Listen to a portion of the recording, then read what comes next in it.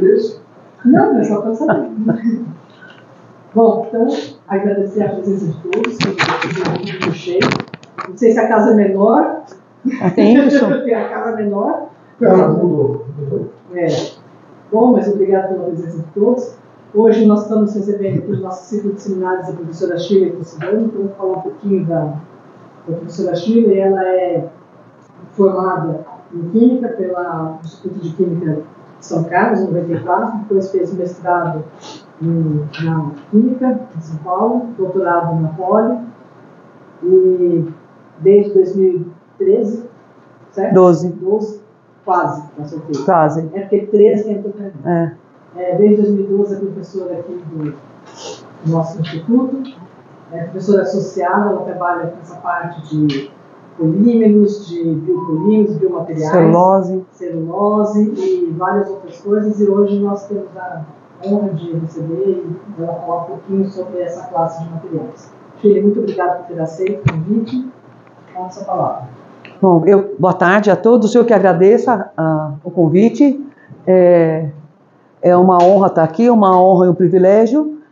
Como a Laura disse, eu trabalho um pouquinho com essa parte aqui de biopolímeros, especificamente mais com celulose. Agora que estou abrindo um pouquinho, eu trabalho para quitosana, que a gente está começando a fazer alguns filmes de quitosana, que é um biopolímero para usar, enfim, várias aplicações. Vamos misturar com grafeno, um monte de coisa.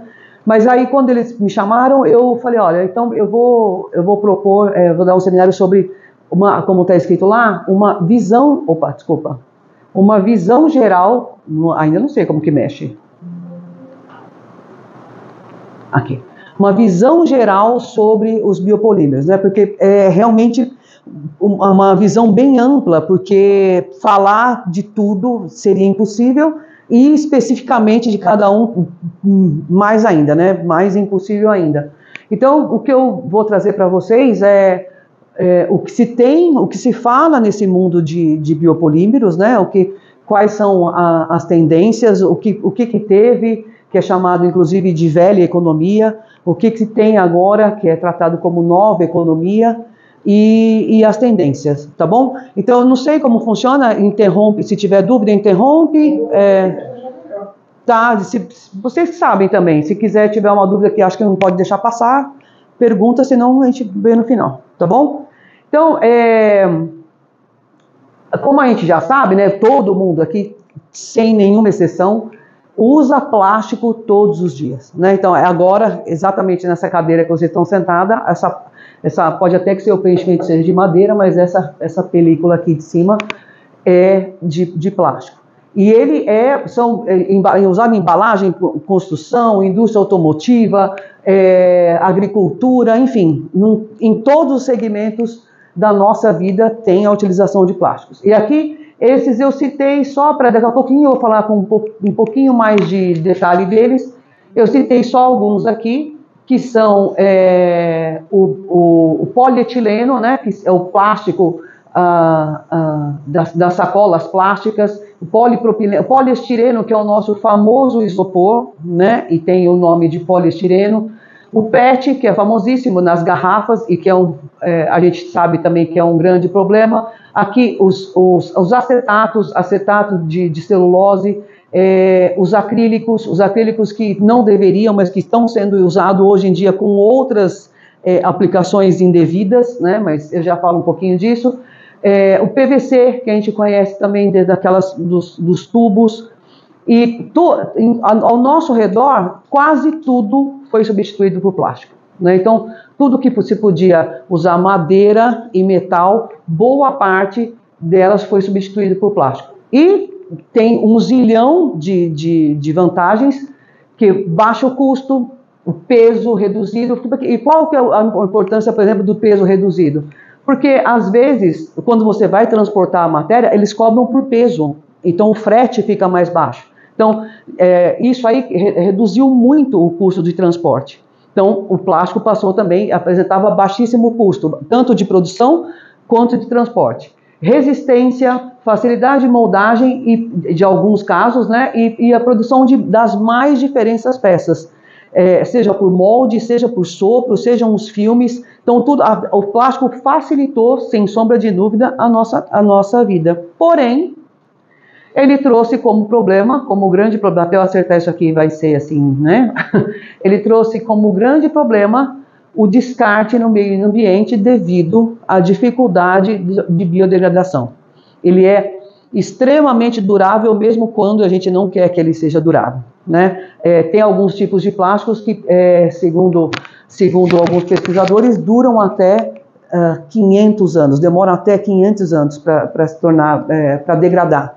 Então isso gera um problema ambiental gigantesco.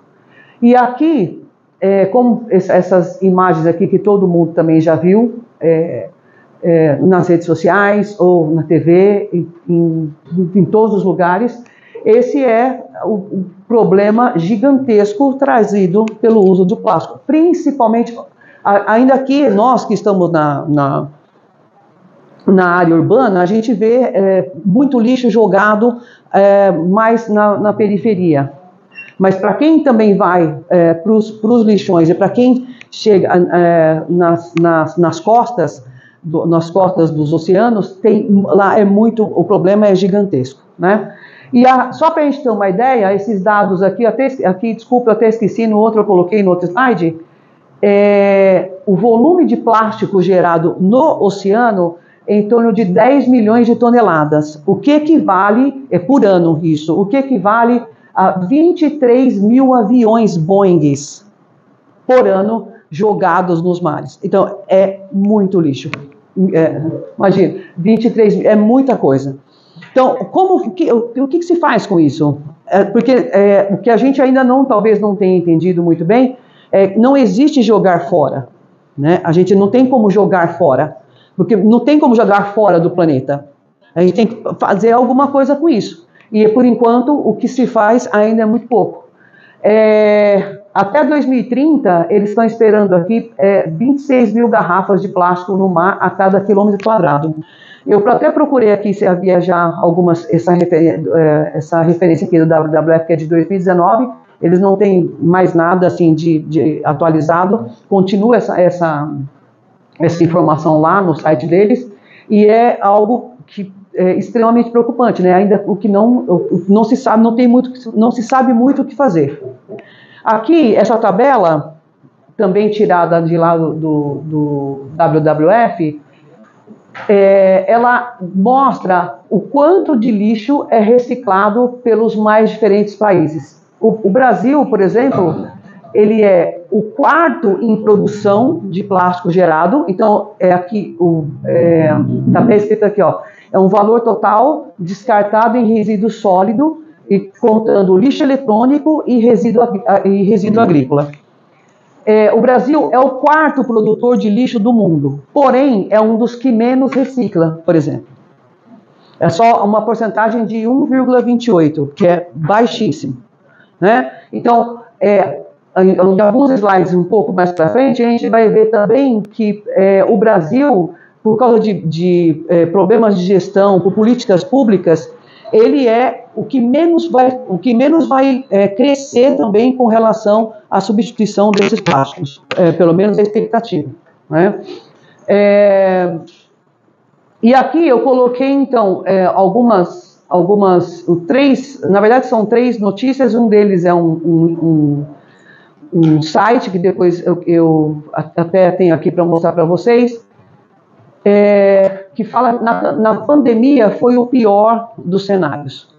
Que a pandemia foi quando nós, trancados em casa, consumimos muito alimento, por exemplo. Consumimos, né, tudo era trazido na forma de embalagem. Então, o número de plásticos explodiu na pandemia, porém a reciclagem continuou no mesmo nível. Nada aconteceu.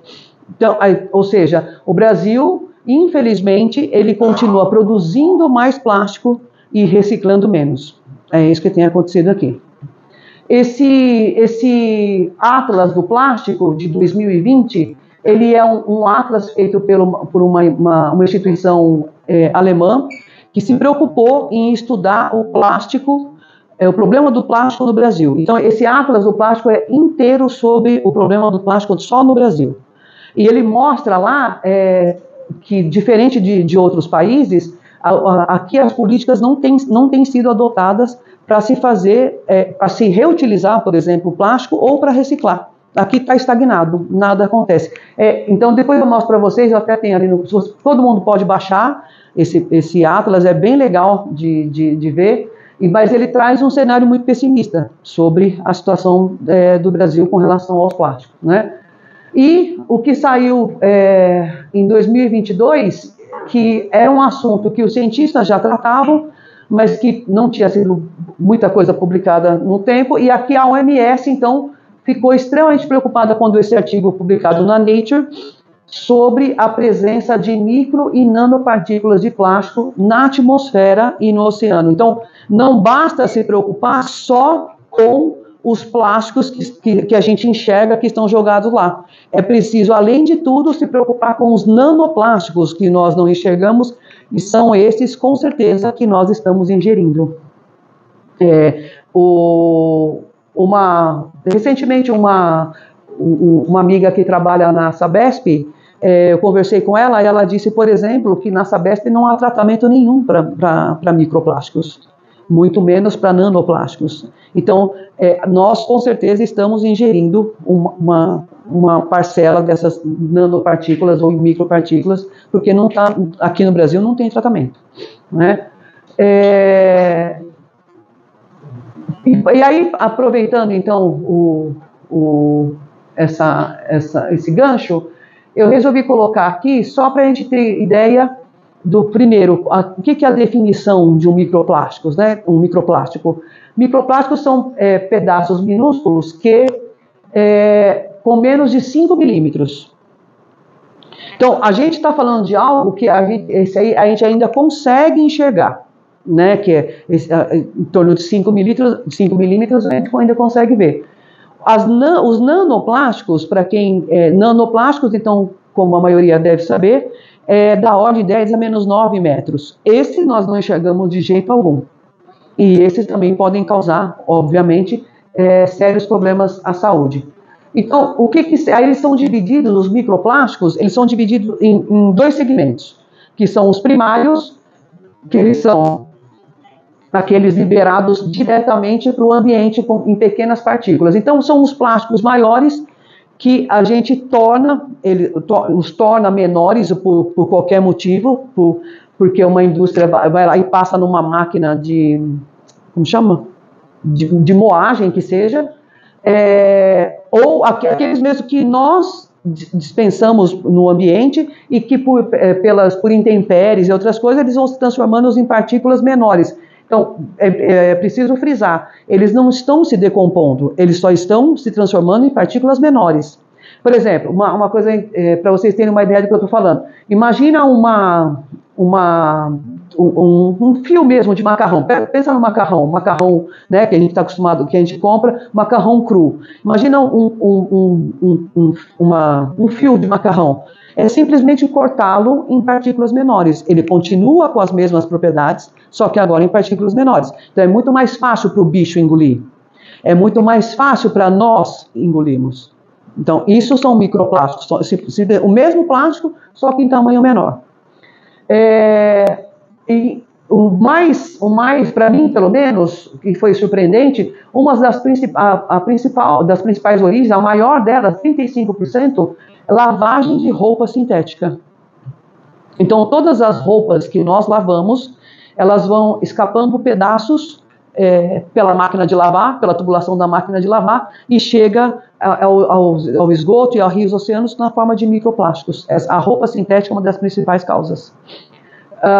Desgaste de pneu, então, desgaste de pneu durante a condução. Então, o ideal, obviamente, seria que pesquisassem, existissem novos tipos de pneu. E esses que são os microplásticos, esses também que a gente tem consumido com certeza, que são aqueles adicionados intencionalmente nos produtos de cuidados pessoais. os que geram, por exemplo, microesferas esfoliantes. Aquilo é polietileno, em forma pequena. Então, tudo isso que a gente passa no rosto, eu, por exemplo, né, passo no rosto para esfoliar, tem ali microplástico. Então, já estou repensando esse assunto, já estou repensando, mas tem ali microplástico que a gente lava e sai na pia e chega de novo a mares e oceanos. Aí tem o secundário, que são o outro segmento, que ele provém da degradação de objetos maiores, saco plásticos, garrafas ou redes de pesca. Isso aqui, olha, saco plástico, teve uma época que a gente que virou a pesquisa da vez, que eram os tais de oxo-biodegradáveis, plásticos oxo-biodegradáveis. Daí, uma indústria, uma vez contactou a gente para que a gente começasse a trabalhar nesses plásticos, porque eles tinham interesse em fabricar sacolinhas de mercado para com esse oxo-biodegradáveis. Então, qual é a diferença do nome? Daqui a pouco eu vou explicar melhor, mas só essa palavra oxo, ela agora tem oxodegradáveis e tem biodegradáveis. Essa palavra oxo, na época, ela virou a palavra da nuvem, sabe? Do tipo, todo mundo estava querendo fazer isso na área de quem trabalhava com plásticos. O que, na verdade, então você colocava lá compostos complexos metálicos de manganês, tinha até uns casos de ferro, de molibdênio, e que no fundo, de biodegradáveis eles não tinham nada. Então tinha um lobby, existiam lobbies de pessoas que defendiam bravamente o uso do óxido, porque diziam que ele era degradável, e outros que não, que o óxido só dividia as partículas maiores em partículas menores. E foi usado uma época por uma rede de mercados, e depois eles tiraram, mostrando que isso realmente não era biodegradável, que estava cortando somente a sacolinha em pedaços menores. E esses microplásticos são os principais, os secundários, né, são o que representa a maior porcentagem dos microplásticos encontrados, que são entre 70% a 80% dos que são encontrados no oceano. Tá bom? Qual seria, no caso dos microplásticos, qual que seria a remediação? O que pode ser feito? Né? O que pode ser feito?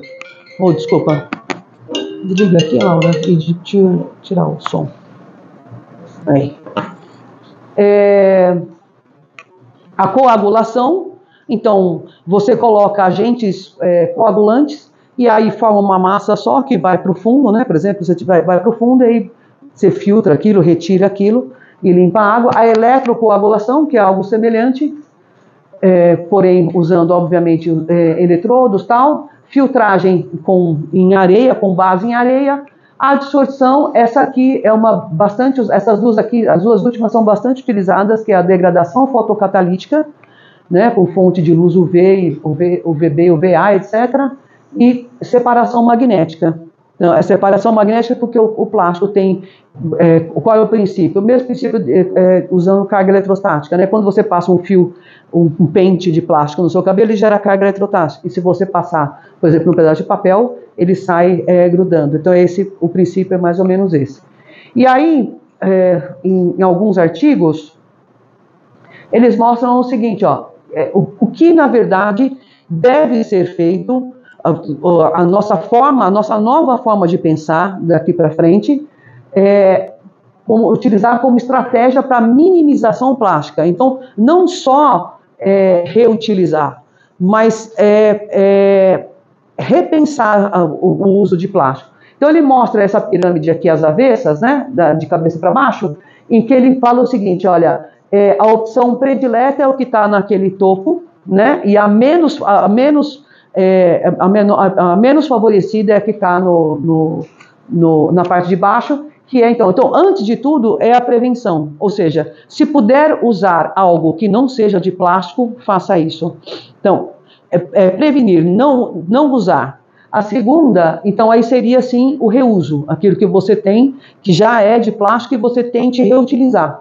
A reciclagem, que a gente vai ver que a reciclagem tem alguns problemas, algumas desvantagens. O recovery, que é a recuperação, recuperar aquilo. De repente você tem alguma coisa de plástico que é velha, mas de repente você conseguindo lixar, etc., você usa para outra coisa. E aqui sumiu a palavra, mas aqui é descarte. Essa é a pior opção, né? Descartar o plástico chega a ser então a pior opção. E ele mostra que tem o uso dos 7 R's para os plásticos, que começa então aqui em reparação, que é essa aqui é parecido com isso, né? Mas que é consertar aquilo que é de plástico que você usa e continuar utilizando, em vez de comprar um novo. Aqui, o que entra na mesma coisa do reuso, a redução de uso de plástico, repensar se é preciso mesmo usar o plástico, recusar. Eu não quero usar se for de plástico, então eu não quero comprar um refrigerante se ele for garrafa de plástico, prefiro comprar com a garrafa de vidro. E esse aqui, ó, que é interessante também, que a gente não fala muito nesse, que é o regift, representear. Então, por exemplo, isso serve bem para tecidos sintéticos. Então, eu não uso mais esse tecido, ele não me serve, eu não vou jogar fora, né? Eu vou dar para uma pessoa que precise, que esteja usando e que vá reutilizar essa minha jaqueta de nylon, por exemplo, que eu não estou mais afim. Então, eles, nesse artigo, por exemplo, eles dão muita ênfase nisso, que, na verdade, esse problema dos microplásticos e dos plásticos em geral, ele depende mais do que da parte de reciclagem, etc., depende de uma mudança cultural. É o nosso comportamento que precisa ser mudado para que as coisas não vão degringolar mais rápido, vamos pensar assim, né? E aqui, então aí, mas todo mundo fala, né? Vamos, por que não recicla? Vamos reciclar? Mas como a gente viu, a porcentagem é de 1,8 no Brasil, 1,28, é muito baixa. E quais são os desafios, então, da reciclagem? Primeiro, então a gente viu baixas taxas, acabei de falar. Dificuldades na coleta e na separação. A logística é gigantesca para se conseguir, por exemplo, numa linha de reciclagem, não basta a gente, por exemplo, eu fui para Portugal, então lá em Portugal eles pedem o seguinte: vai reciclar, então você tem a tampa da garrafa e a garrafa. Eles têm coletas, obrigada, eles têm coletas distintas para o que é tampa e para o que é garrafa, porque são polímeros diferentes. Então, agora, se você manda isso para a linha de reciclagem, então tem uma pessoa para desrosquear a tampa, para jogar a garrafa, então é muito trabalho, é muito custo. Além de todos os outros tipos de plásticos que existem, né, das mais diferentes estruturas. Então, e contaminação e degradação. Então, primeiro, na própria reciclagem você pode contaminar. Quando você vai jogar toda essa massa dentro da máquina, você pode contaminar com outros plásticos. E a qualidade do produto final nem sempre é a mesma do plástico virgem.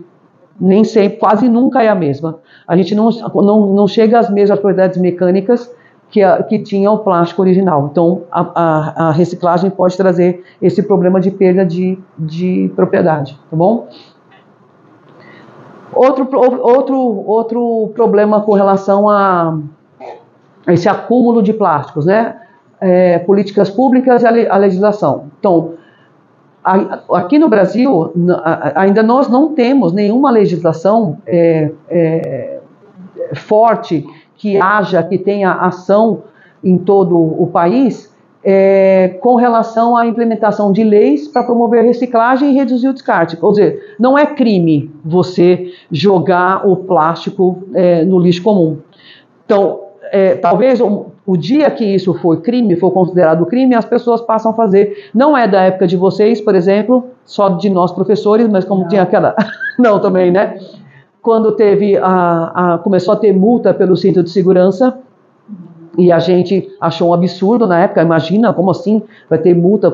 Só a partir daí é que a gente usou a usar cinto de segurança, e isso virou cultura no país. Então todo mundo hoje usa cinto de segurança, mas porque é uma lei com aplicação de multa. Então, talvez algo desse tipo é que vai fazer mudar a cultura do brasileiro com relação à reciclagem. Incentivos fiscais. Então, o que é interessante e é encontrado em outros países, né? Então, tem incentivos fiscais e programas de apoio para empresas que investem em reciclagem e tecnologia. E, por exemplo, o isopor. O isopor não é reciclado. Por quê? Você pode até jogar lá na sua sacolinha, lá na sua coleta, lá, ele vai ser descartado em lixo comum, ele não é reciclado.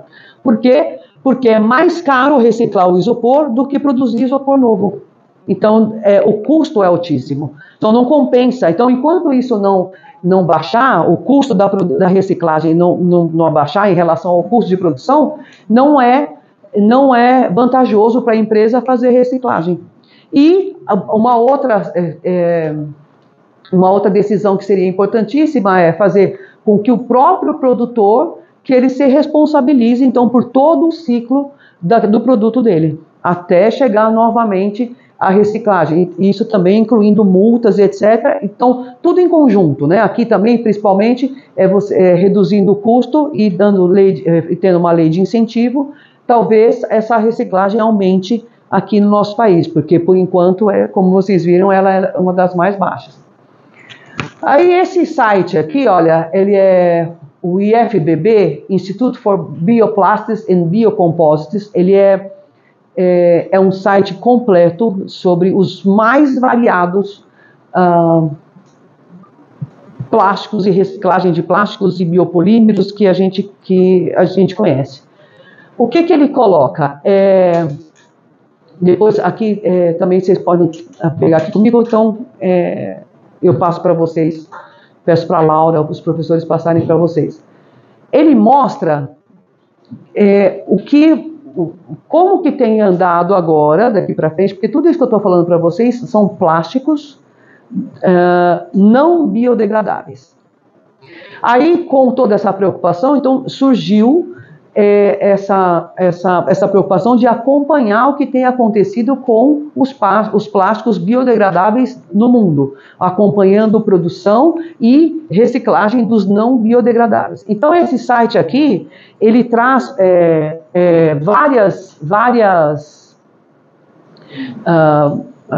desde 2015 até projeção para 2050, do que se espera que eles chamam de bioplásticos e biocompostos, tá bom? Aí depois eu passo até isso aqui para vocês. E ele fala o seguinte, ó, ele tem também tipo um atlas, tipo um catálogo que se chama Biopolymers Facts and Statistics. Nesse catálogo, ele mostra, então, vários biopolímeros, que a gente já vai ver já qual é a classificação, o que é a definição, e ele coloca, então, o que ele chama aqui, ó, o uso de bioplásticos da velha e da nova economia. Então, da velha economia, o que já se conhecia, então o que significa velha economia? Era aqueles que já eram usados até mesmo antes de usar os plásticos de origem fóssil, de origem do petróleo. Antes mesmo, já se usavam já se conheciam esses chamados biopolímeros antes mesmo de se utilizar os plásticos como a gente conhece hoje, oriundos do petróleo. Então ele fala, a borracha, a celulose e o acetato de celulose são plásticos chamados de bioplásticos da velha economia. Enquanto que aqui tem outros dois tipos, são os novos tipos químicos, que eu vou mostrar para vocês já, o que significa essa sigla, que é o poliácido lático, os polihidroxialcanoatos e o que eles chamam agora de penetras, porque antes nós tínhamos aqui a poliamida, polietileno, o PET, polietileno tereptalato, polipropileno. Todos esses são plásticos de origem fóssil, todos eles são do petróleo. Mas agora, eles são chamados de bioplásticos porque agora eles têm uma nova origem na cana-de-açúcar, por exemplo. A grande maioria, que vem com o etanol. Então, eles são chamados ali como penetras, porque agora eles já não são mais considerados como oriundos do petróleo, e sim agora de fonte renovável. Então, entraram nessa listinha aqui. Mas a gente vai ver alguns conceitos antes de eu falar dessas nomenclaturas aqui, tá bom? Muito bem, nesse mesmo manual, ele mostra o seguinte, ó, ele mostra que, por exemplo, em 2023, por exemplo, a produção aqui em 1.000 toneladas, então aqui 1.050, 1 milhão de toneladas, né, de bioplásticos, para 965 plásticos não degradáveis, não biodegradáveis. E aqui, em 2023, já quase se equiparando de 965 mil toneladas de bioplástico, isso no mundo, né? E que em 2028 a projeção é que esse número tomara de plásticos biodegradáveis, que ela vai dobrar, quase que dobrar em relação aos não biodegradáveis, né?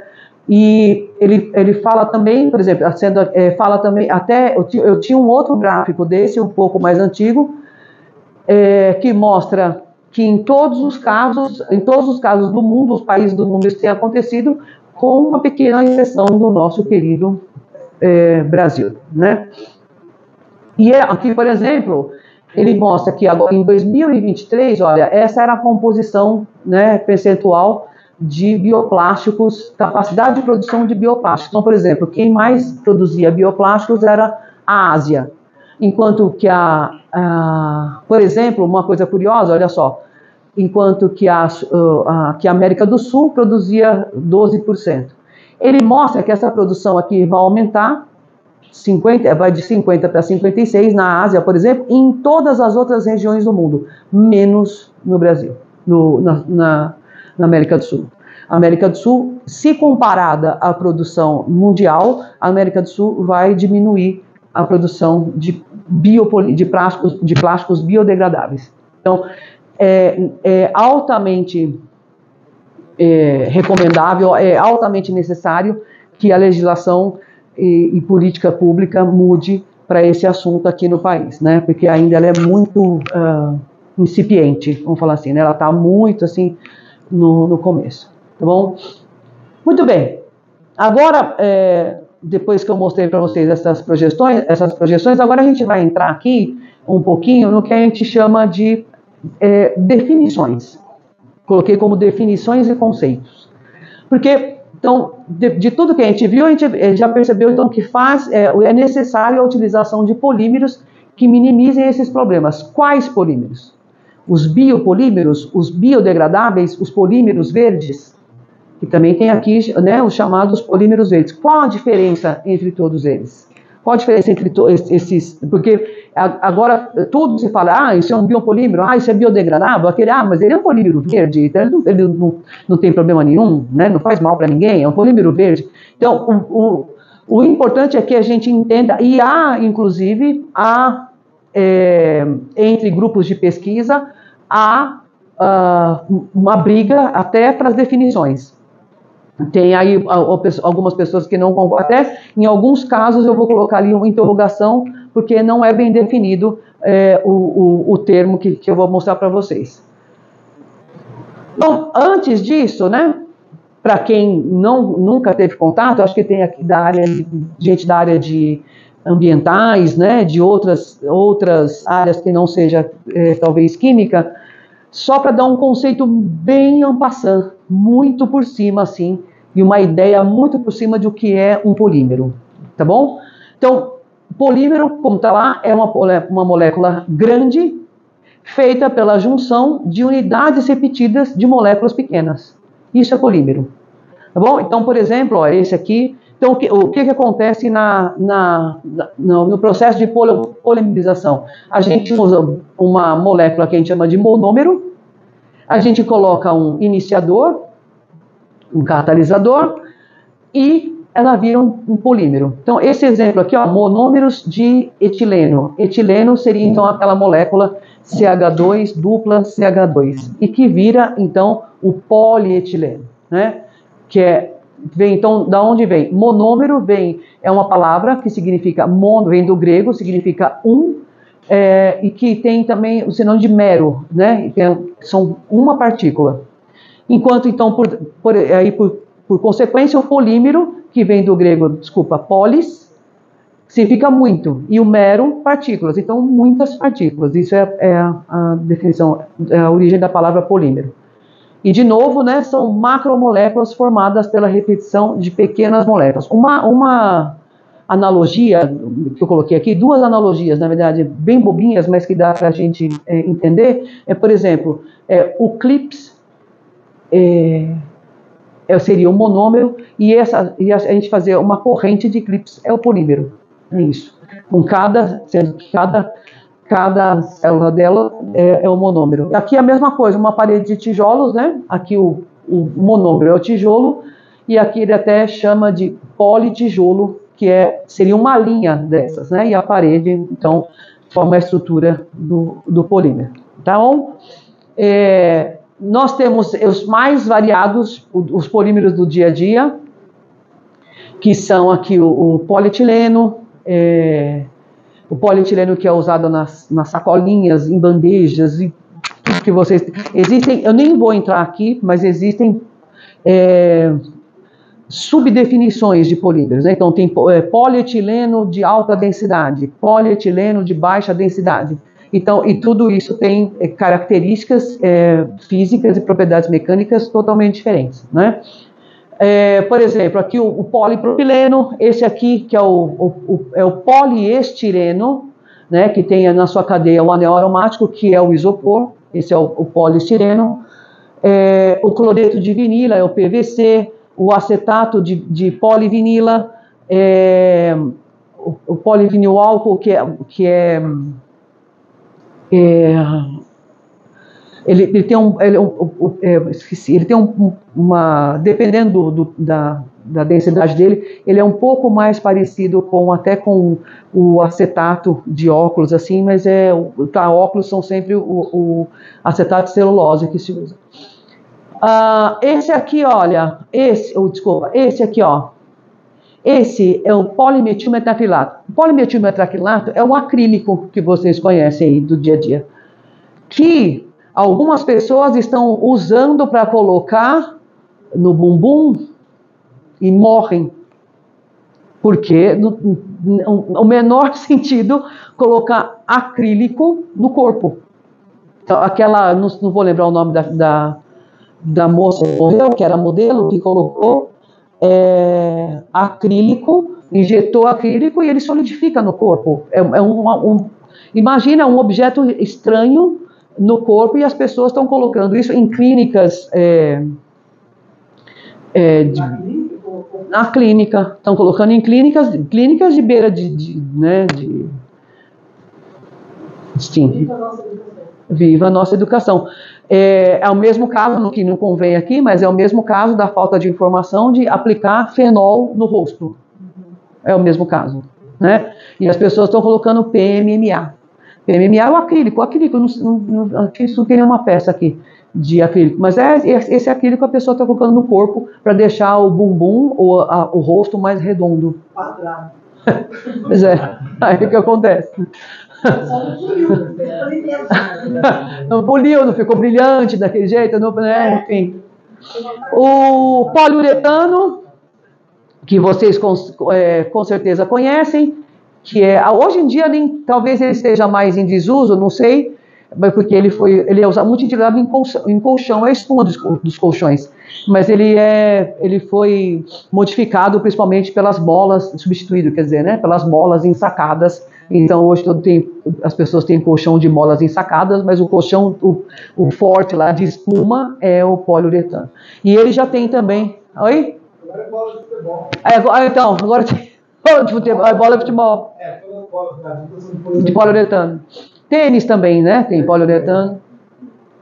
Mas a rapaziada está usando um monte na construção civil. Então, agora estão na construção civil e tem a tal, agora eu vou falar bem em passando dele, mas eles conseguem agora extrair de um óleo que é usado como precursor para o monômero do poliuretano. Então agora o poliuretano também chama biopoliuretano, por causa disso. Enfim. Bom, agora o que eu considero que a gente precisa deixar bem distinto. Biopolímeros. O que são biopolímeros? Biopolímeros são aqueles polímeros produzidos a partir de matéria-prima de fonte renovável, biodegradável e não tóxico. Isso é chamado de biopolímero. Então, por exemplo, celulose é um biopolímero.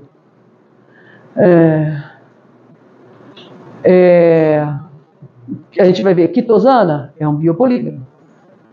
Tá bom? Agora, bom, enfim. Aí o que é um polímero biodegradável? Continuando aqui, desculpa. Eles podem ser produzidos por meio de sistemas naturais, micro-organismos, plantas e animais. E também, eles também são chamados, os biopolímeros também são chamados de polímeros naturais. Mas eles podem ser sintetizados usando açúcares, óleos e gorduras. Por quê? Quando a gente sintetiza, quando ele não é produzido na natureza, mas nós o sintetizamos, por exemplo, em laboratório, a partir de açúcar, e ele ainda assim é um polímero biodegradável, então ele está na classificação de biopolímero. Tá bom? E o que é o polímero biodegradável, portanto? É o polímero cuja degradação resulta da ação de micro-organismos de ocorrência natural, como bactérias, fungos, algas e etc. Isso é biodegradável. Quando ele é modificado pela ação de micro-organismos. Então, isso é biodegradabilidade. E a biodegradabilidade ela é muito relativa. Porque, por exemplo, algo que vai degradar aqui dentro de um lugar que contenha muita umidade, dentro de um lixão, por exemplo, e que no deserto, em qualquer outro deserto, ela pode demorar, sei lá, 20 anos aqui, dentro do deserto que é extremamente seco, ela vai demorar 100. Então, tem que tomar cuidado, ele é biodegradável, mas ele é biodegradável em quanto tempo? Porque a biodegradabilidade é um conceito bastante relativo, né? E aí, mas tem briga, todos esses conceitos têm tido uma briga na comunidade acadêmica, porque aí vem o interesse de cada instituição, de cada grupo de pesquisa, para acertar essas definições. Por exemplo, polímero verde. Polímero verde agora, então, é atribuído a polímeros que antes eram sintetizados a partir do petróleo. Por exemplo, polietileno. Polietileno, a gente obtinha o monômero eteno a partir do petróleo. Agora a gente obtém esse mesmo monômero, essa mesma partícula precursora, a partir do etanol, que vem da cana-de-açúcar.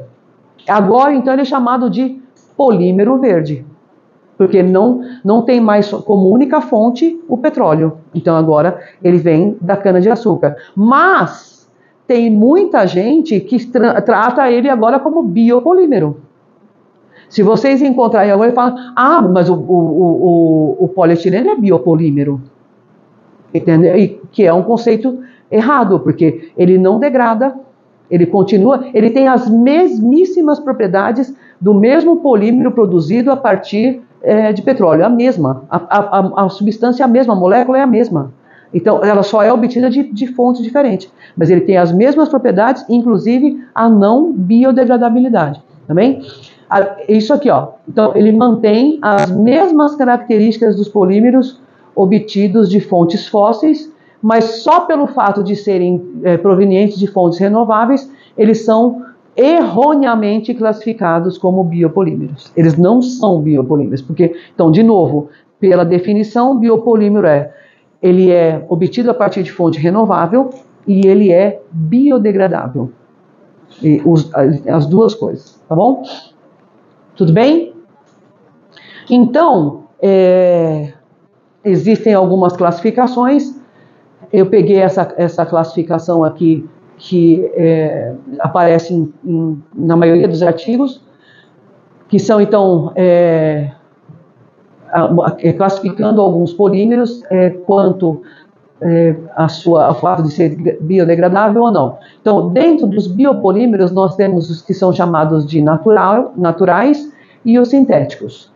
Os naturais são aqueles provenientes, então, de proteínas e lipídios, e também os polissacarídeos, que são, então, proteínas e lipídios, o colágeno, o glúten, a soja, a seda, gelatina, todos esses são biopolímeros, né? Porque são de fontes naturais e biodegradáveis. Já aqui dentro dos polissacarídeos, a celulose, o amido, a quitina, o ácido hialurônico e os polihidroxialcanoatos, todos esses considerados naturais. Já os sintéticos, olha só, eles se encontram dentro do não degradável e do degradável. Aqui pode até colocar como biodegradável, não tem problema. Essas siglas, alguns deles eu vou explicar aqui para vocês. Mas dentro do não degradável estão todos aqueles que eu falei, que eu mostrei para vocês ali, ó. O polietileno, o polipropileno, o poliuretano, o polimetilmetacrilato, o polietileno tereftalato, que é o PET, todos eles estão aí. E vejam vocês, eles continuam dentro da classificação de biopolímeros. E biopolímeros sintéticos não degradáveis. Mas eles passaram a ter essa nomenclatura errada, erroneamente, de biopolímero. E o outro, que são os sintéticos, porém degradáveis. Então, a gente vai ver bastante isso aqui. O poliácido lático, que já tem até usina dele, e que ele é sintetizado industrialmente e é biodegradável. Tá? Então ele entra aqui como um biopolímero, e ele vem de açúcar, biopolímero sintético biodegradável. Melhor, um polímero sintético biodegradável de origem não fóssil, portanto, um biopolímero. Tudo bem? Então, agora eu vou falar para vocês, como eu sei que não tem muito tempo, então eu vou falar dos principais biopolímeros naturais, vou mostrar alguns sintéticos e vou mostrar de onde que eles podem ser extraídos, tá? Onde eles são encontrados. Esse é a celulose, é o principal biopolímero existente na natureza, que tem mais abundância, é encontrado em vários tipos de planta. As mais conhecidas são o bambu e o eucalipto e o algodão, né? Mas também são encontrados no pinheiro e são sintetizados por um tipo de bactéria. O que varia muito nesses casos é o que a gente chama de massa molar. Então, a bactéria, por exemplo, ela sintetiza a celulose, essa bactéria, a Gluconacetobacter, ela sintetiza a celulose de alta massa molar. Então, ou seja, a cadeia polimérica é muito longa, menor, por exemplo, do que a cadeia do eucalipto. Então, por isso tem propriedades mecânicas diferentes, tá bom? A alga vermelha também, dos mares, e esse tunicado aqui também são organismos que sintetizam a celulose, que produzem a celulose. E como que a celulose, então, ela é encontrada na parede celular? Aqui tem, na parede celular você tem uma mistura de vários biopolímeros, dentre eles a N-celulose e a lignina. E aqui, a hemicelulose e a lignina. A lignina, normalmente na indústria, ela é retirada, né, quando a gente vai obter a celulose. A hemicelulose, ela é uma mistura de vários açúcares, então são biopolímeros de vários açúcares, e a celulose que tem essa carinha aqui, esta carinha aqui, que tem essa ligação, que é a ligação que a define, que é a ligação beta-1,4-glicosídea, e que faz toda a diferença quando comparado ao amido, que tem uma cara muito parecida com a celulose. Então, mas a celulose, ela tem um problema grande, que é o seguinte: ela é não processável.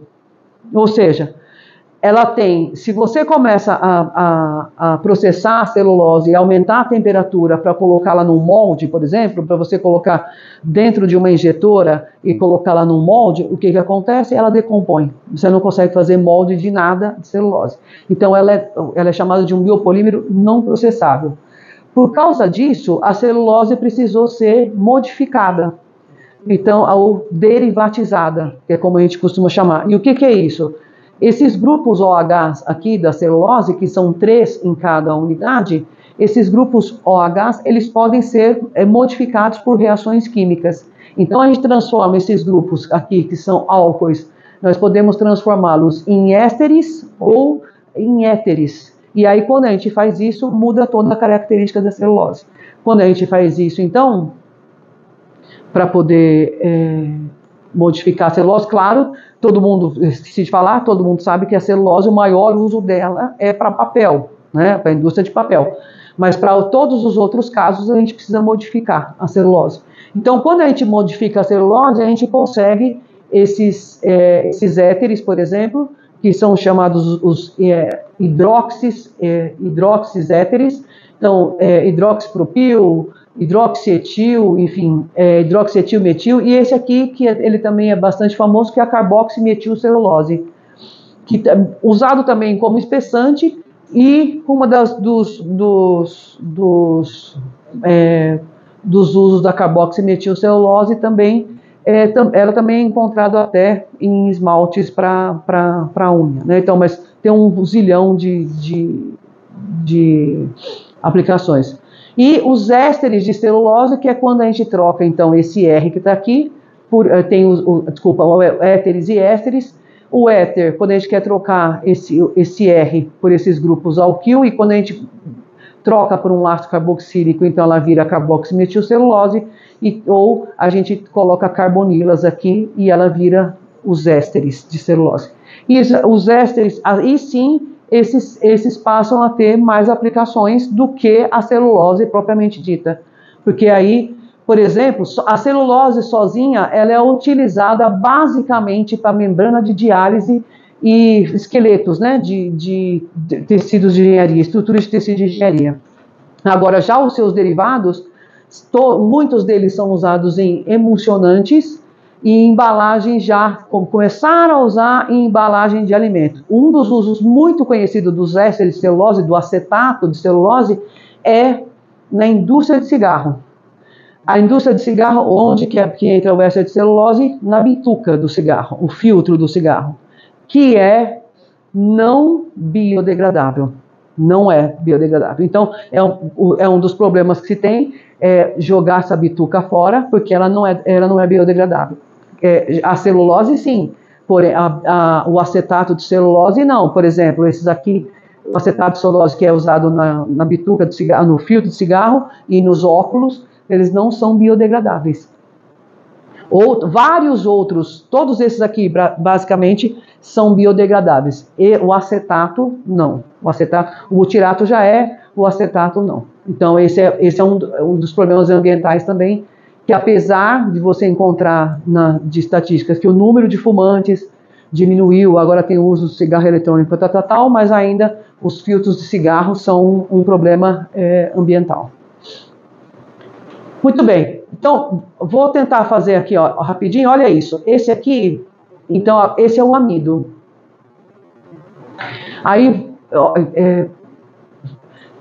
Presta atenção nessas unidades repetitivas aqui, aí eu vou voltar um pouquinho, que é a mesma que essa. A não ser por esse tipo de ligação aqui. O fato dessa ligação, que a gente chama de ligação equatorial, ou seja, o oxigênio ele está meio que na direção do plano da cadeia de celulose, e aqui, olha, aqui ele é transversal, tá vendo essa ligação? Aquela ligação se chama beta, a anterior se chama beta 1,4, essa se chama alfa 1,4. Somente a presença dessa ligação faz toda a diferença faz a diferença entre ser celulose e amido. E faz a diferença entre ser solúvel em água e não solúvel em água. Faz a diferença entre ser a gente conseguir digerir, ter uma enzima que digere o amido e não ter uma enzima que digere a celulose. Eu quero dizer, a gente não come grama, né? Então, a gente não é capaz de digerir celulose, mas é capaz de digerir o amido apenas pela posição dessa ligação, que lá se chama beta 1,4 e essa aqui se chama alfa 1,4. Então isso já dá uma grande diferença, e o amido é uma mistura da amilase e da amilopectina, e como todo mundo já conhece, né, ele é famosíssimo, encontrada raízes, caules, sementes de plantas, tudo quanto é lugar, né, na batata, etc., mandioca, todos esses lugares, e altamente digerível. E o amido, ele já tem muitos grupos de pesquisa trabalhando com ele para fazer embalagem de alimento, por exemplo, que aí sim também é biodegradável. Na Europa já tem embalagem, se você chegar no mercado já tem embalagem de alimento escrito amido, mas você tem que não pode ser produto, ainda não pode ser alimento úmido, porque esse é o grande problema do amido, ele dissolve em água. A celulose não dissolve em água. A celulose não dissolve em quase nada. Ela dissolve e o amido dissolve em água. Então, um dos problemas das embalagens de alimento contendo amido é porque ele tem que ser misturado com outras coisas. Porque com outros polímeros, para formar compósitos ou até nanocompósitos, para que ele adquira certas propriedades, como, por exemplo, hidrofobicidade, porque ele é muito hidrofílico e ele vai dissolver em água. A embalagem se desfaz durante um tempo se você deixar em meio à umidade. Então, aqui, embalagem alimentar, já tem sendo usado em acessórios veterinários, até como sacolas, ó, já tem a utilização dele.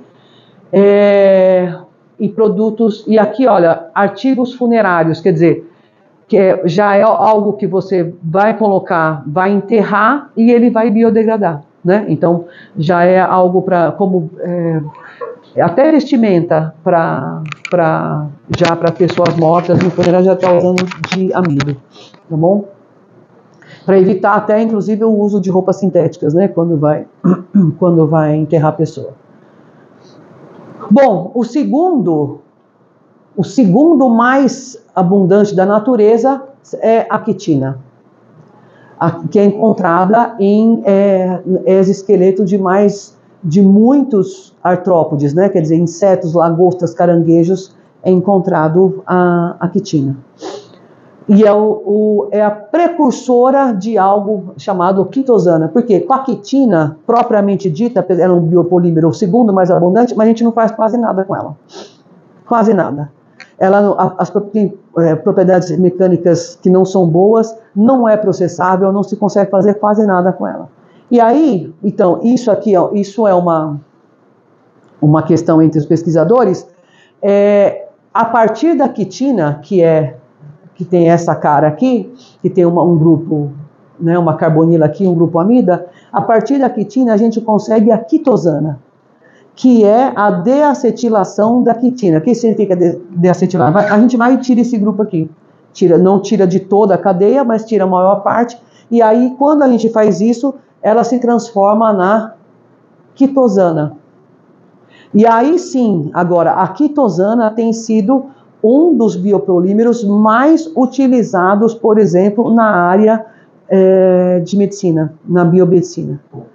E só que aqui eu até coloquei esse ponto de interrogação, porque justamente tem esse caso de que alguns cientistas falam, mas eu não posso chamar de biopolímero, porque ela não é natural. Eu teve um processo químico antes, depois, aliás, né, que foi a deacetilação, teve um processo, então isso agora não é mais um biopolímero, isso agora é um polímero sintético. E essa briga é antiga já, é antiga e pelo jeito será eterna, porque alguns defendem que, então, como ela provém da quitina, que é um biopolímero, só tem um processo químico, mas que isso não tira a biodegradabilidade dela, então que continua sendo um biopolímero, que a origem primeira é natural, mas isso é um eterno grupo, uma eterna briga entre os grupos de pesquisa. E para que é utilizado? É para muita coisa. Embalagem de alimento, até esqueci de colocar aqui, embalagem de alimento, tratamento de água, tem muita membrana agora sendo utilizada de quitosana para remoção de íons metálicos em água. E essas membranas, elas são tratadas tanto usado a quitosana sozinha, mas de preferência utilizar a quitosana na forma de compósito. Então usa quitosana com celulose, quitosana com nanocelulose, que eu nem trouxe aqui, porque é um outro universo, quitosana com seda, um zilhão de coisas que a gente pode usar na forma de nanocompósito. E ela é utilizada também muito para reparo de pele, osso e cartilagem, como está sendo muito utilizada como curativo mesmo, curativo de quitosana, porque é absorvível pelo corpo.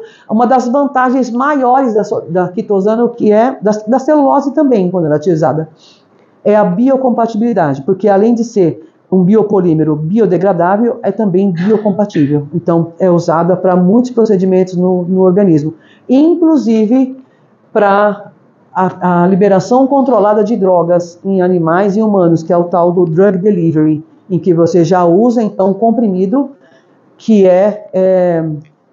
tem como recipiente a quitosana, que é a que leva a medicação até o local desejado. E ela é utilizado, o recipiente é a quitosana. Então, esse é um biopolímero que tem tido muito estudo e que tem tido já tem algumas pequenas indústrias produzindo, utilizando quitosana. Como eu falei para vocês, a gente está começando agora a estudar, a trabalhar com quitosana. O que a gente faz, basicamente? A gente pega a quitosana, dissolve numa substância que se chama líquido iônico, que eu não vou entrar em detalhe agora aqui, mas líquido iônico são considerados solventes verdes e que dissolvem muita coisa. E aí a gente mistura essa quitosana, por exemplo, com grafeno e forma filmes de quitosano e grafeno para ver também condução elétrica. Então, e mais outras coisas, óbvio, muda a quitosana, vai fazer umas brincadeiras com ela, mas para formar filmes condutores. Vamos ver se vai dar certo. Mas uma das utilidades é essa. Tudo bem? Esse, que ele não tem, a aplicação dele é mais na parte de cuidados pessoais, né? Que é o ácido hialurônico, que ele tem, mas o mercado dele tem crescido demais, né? Ele usa como a forma de preenchimento. Então, seria interessante que as pessoas deixassem de usar polimetilmetacrilato e passassem a usar ácido hialurônico, porque esse sim é absorvível, né? Bioabsorvível e não causa rejeição. Então, tem muitas pesquisas. Na questão de cosméticos, ele acho que, um dos campeões, com certeza, na parte agora de cosméticos. Então, é encontrado em tecidos conjuntivos de mamíferos e pode ser extraído. Pode ser extraído de tendões, de humor vítreo e cordão, até o cordão umbilical. Utilizado na medicina reparativa e pode ser injetado de novo. Então, ele pode ser injetado para preenchimento, para entrega de drogas,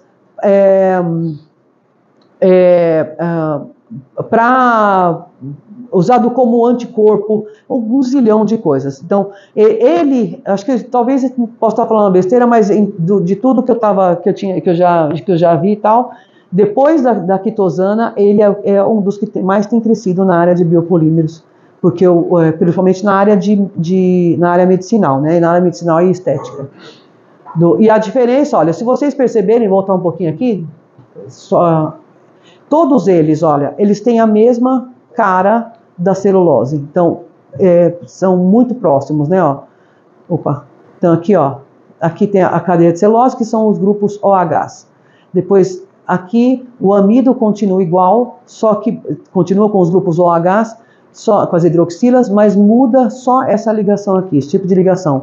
Depois, vem a quitina, que em alguns onde eram grupos hidroxila, tem o grupo acetamida.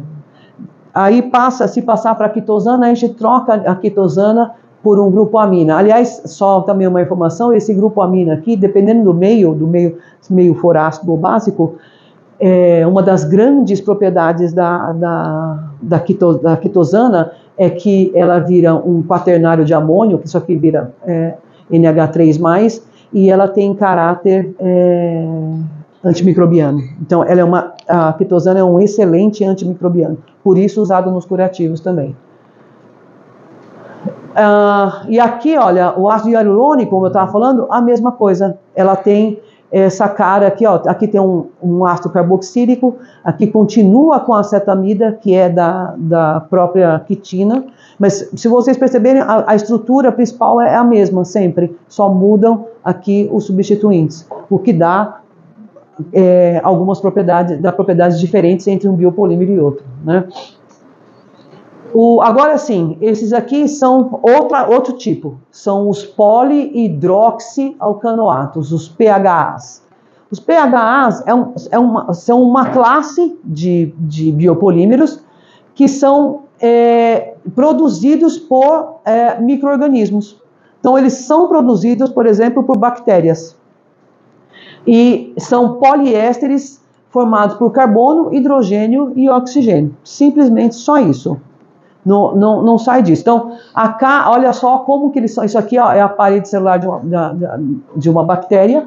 Olha como elas estocam, que vai através de açúcar. E aí, o que acontece? Eles colocam depois uma substância que abre essa parede celular, né, da bactéria. Então, e aí retira esses glânulos de poli-HAs, dos PHAs. Se eu não me engano, já tem uma indústria de PHA, eu acho que chamava Usina da Pedra, acho que é em Ribeirão Preto isso, se eu não me engano, mas eu não sei se continua lá ou se mudou de nome. Mas essa, tá vendo aqui, ó, dá uma ideia da quantidade de pH, da forma dos grânulos que eles conseguem dos PHAs. Então, esse também é uma classe de biopolímeros que tem crescido bastante. Esses PHAs também eles podem ser produzidos aqui por uma reação química que eu coloquei aqui, que é a beta-butirolactona, que é um éster de cadeia fechada, e abrindo esse éster você chega num PHA. E aqui eles têm os dois tipos mais comuns, são o poli-3, esse hidroxibutirato, que é chamado de PHB, né, que está aqui, ó. Depois, o polihidroxivalerato, que é o PHV. Se vocês perceberem, a única coisa que muda é o grupo que está aqui, ó. Aqui, então, tem um carbono, ali tem dois, mas que isso já dá uma diferença bastante na utilização desses biopolímeros. E tem o que a gente chama de copolímero deles, então, que é o PHB-HV, que são os dois, ó. Aí tem os dois, tem monômeros dos dois, são sintetizados com dois monômeros. Tá? Aliás, existem vários tipos de copolímeros, mas isso seria uma outra coisa para a gente falar, um outro seminário que fala sobre polímeros, classificação de polímeros, tipos de polímeros, tipo de cadeia, tipo de polimerização. Então isso eu nem abordei aqui porque dá quase outro seminário, né, Laura? Dá. E os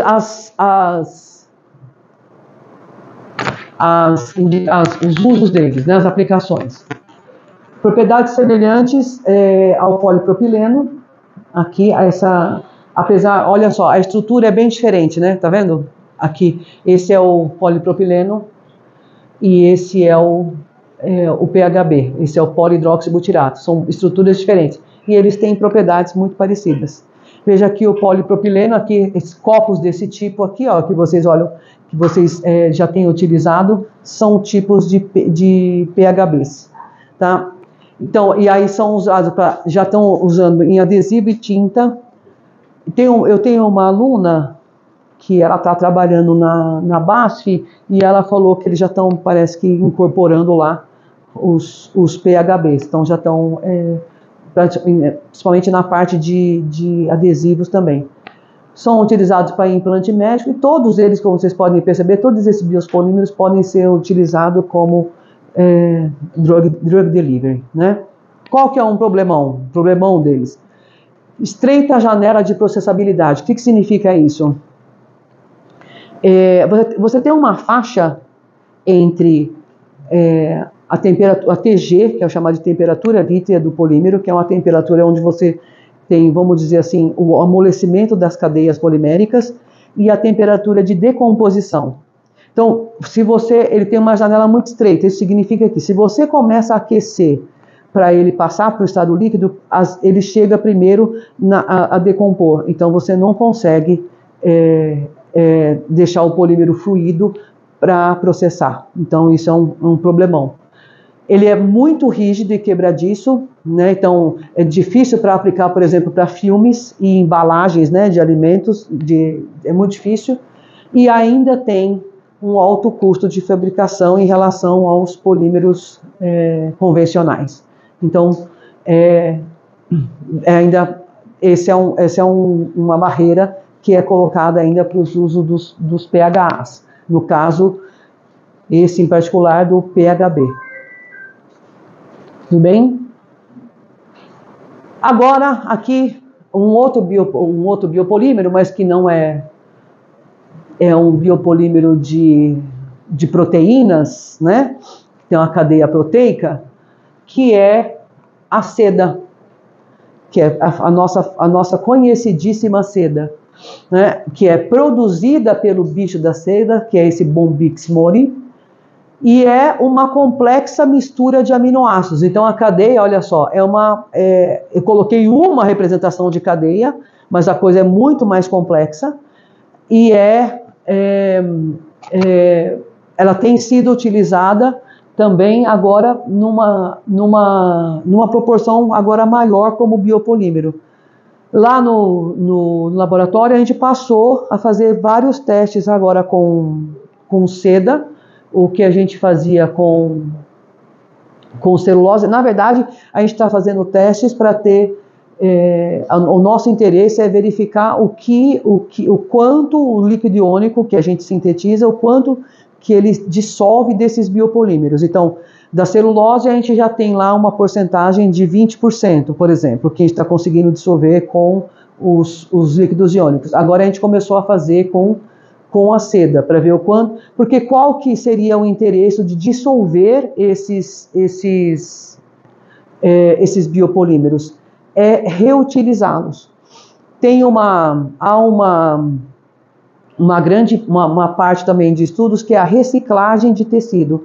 Então a nossa ideia era, se a gente conseguir dissolver, por exemplo, tecidos de celulose e depois dissolve esses tecidos de celulose no líquido iônico, depois a gente precipita essa celulose e faz dessa celulose novos fios para novos tecidos. A mesma coisa para a seda, é isso que a gente tem estudado. Então, dissolve a seda para poder reutilizar a seda como um novo tecido.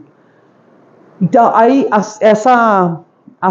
seda, ela tem sido bastante utilizada, ela está começando a ser utilizada agora também na parte de biomedicina, como para entrega de drogas, tal.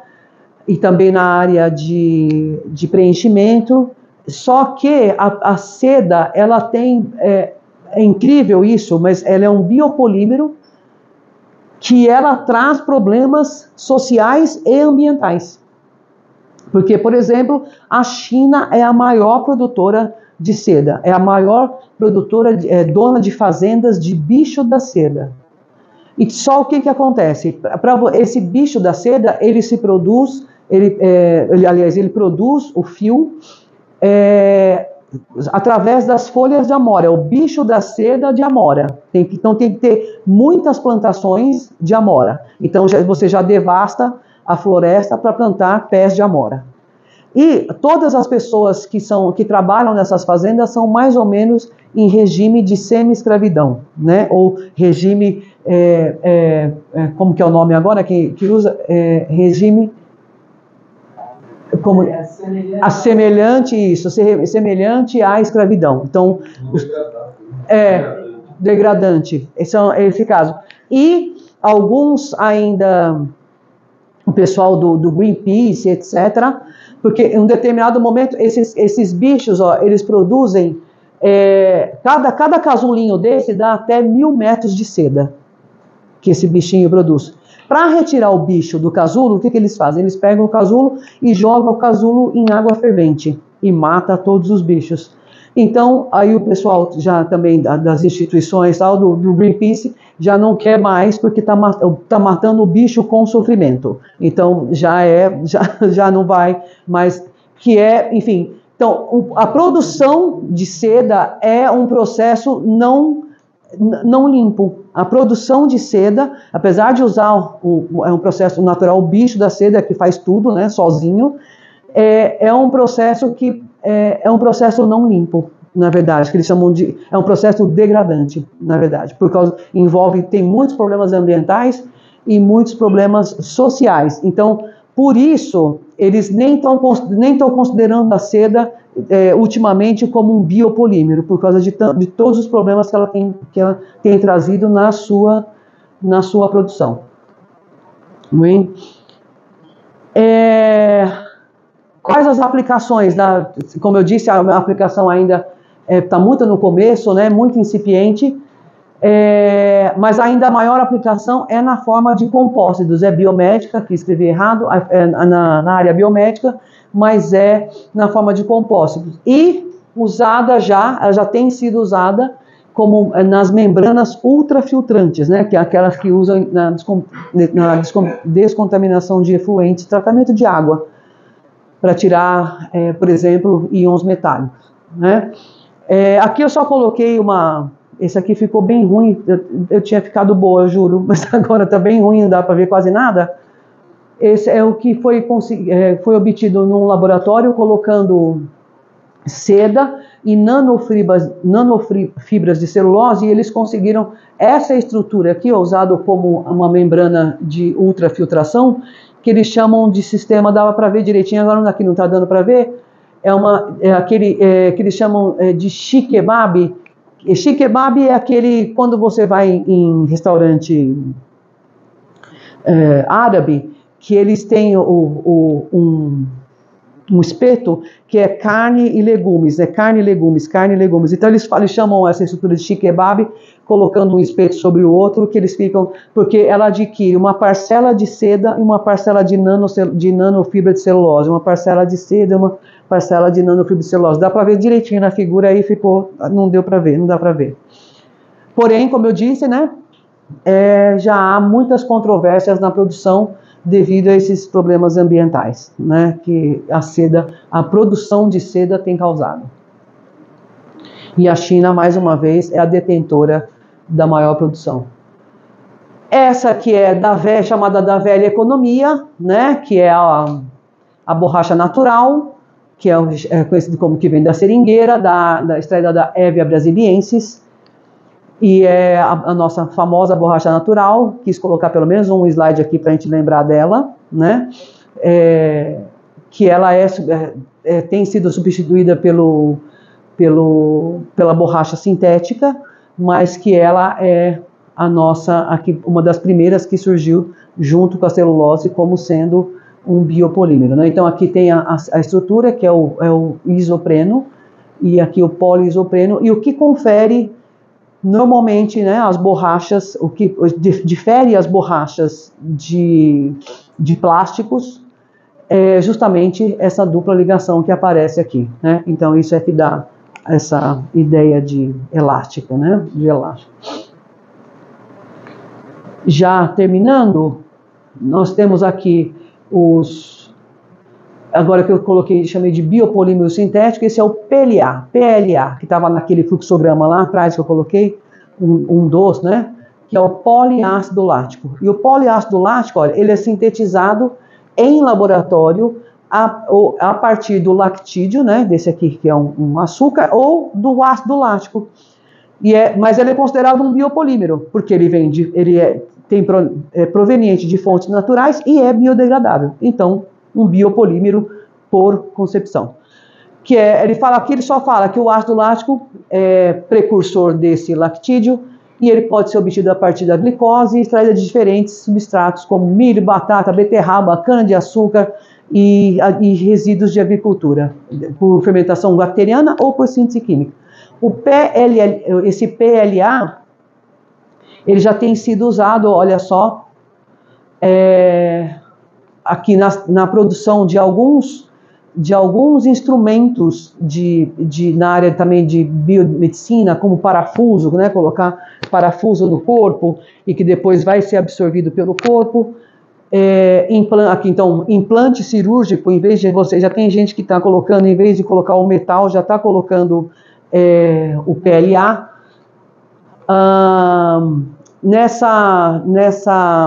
Aqui está até formando bandejas, embalagens, esses copos mesmo tipo, copos potes com tampa, já está sendo de PLA, já está tendo bastante mercado, e ele é similar, as propriedades dele são similares ao PET. Então, de repente, quem sabe, ainda precisa fazer estudos, né, mas de repente, quem sabe, ele até possa substituir a garrafa PET, mas substituir a garrafa PET tem um sério problema, não no caso da água, mas no caso de refrigerantes, porque você não pode soltar muitos gases, deixar evaporar, passar os gases pelos poros do polímero, porque senão o refrigerante vai ficar aquele refrigerante choco, né? Então não tem como tem que ter cuidado ainda parece que tem estudos sobre isso, mas talvez o PLA tenha uma estrutura que permita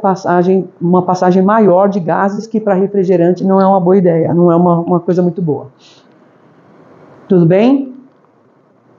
Essa policaprolactona, que também aqui, ó, poliéster sintetizado a partir de fonte não renovável, que a caprolactona não é uma fonte natural, mas esse polímero é biodegradável, a policaprolactona. Mas ela não é considerada então um biopolímero sintético, porque ela não vem de fontes renováveis. Então, utilizado já essas suturas aqui já são de policaprolactona. Alguma síntese, alguma molde dentária, já é quando você vai fazer a impressão dentária para colocar aparelho, para qualquer coisa, já é utilizado policaprolactona, as talas ortopédicas, preenchimento facial. A indústria de automóvel está usando também, parece que em componentes da suspensão, não me perguntem quais, porque se tem uma coisa que eu entendo muito pouco, de automóvel, então não sei quais são esses componentes da suspensão, mas eu verifiquei que já estava sendo usado. E adesivos têm sido usados bastante também, a policaprolactona, e é biodegradável.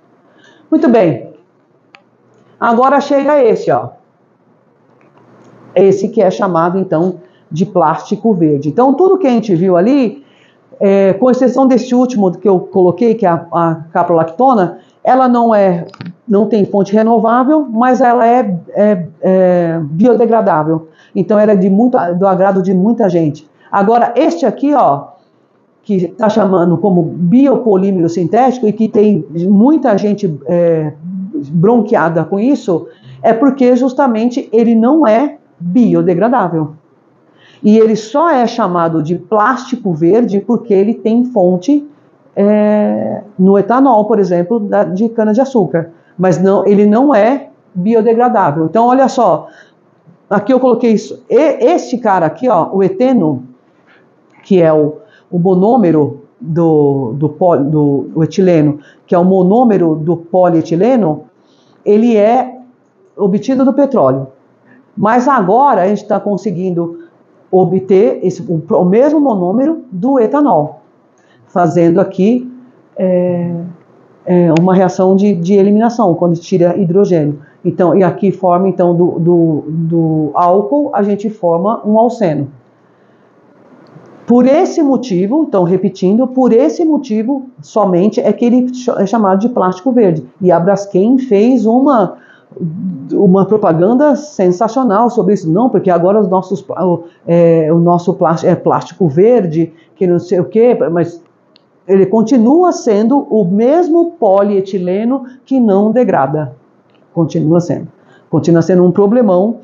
Se você nem vai saber, se você pega uma bandeja de polietileno, você nem vai saber se ele veio do petróleo ou se ele veio do álcool, não dá para saber, é igual, não tem o que, não sei se vocês entenderam, mas a diferença é de onde vem esse cara, é só isso. Uma vez obtido esse cara, que é o monômero, a reação é igual, as propriedades são iguais, é tudo igual, não muda mais nada.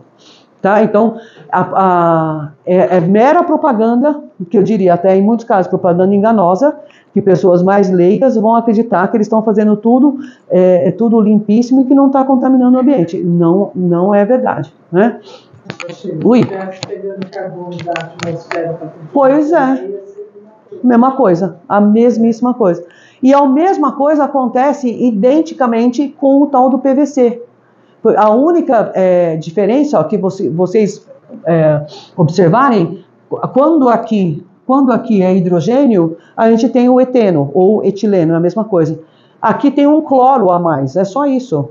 E esse cloro veio também, aqui a mesma coisa. Esse produto veio do eteno que veio do álcool. É isso. Então, a mesma fonte, o álcool. Porém, um polímero que tem propriedades não biodegradáveis que contaminam o ambiente, que não sabemos o que fazer com esse pessoal. Teve até uma coisa que eu esqueci de falar, que é uma das maneiras de tentar eliminar um pouco o plástico é esqueci, queima, quando a gente queima.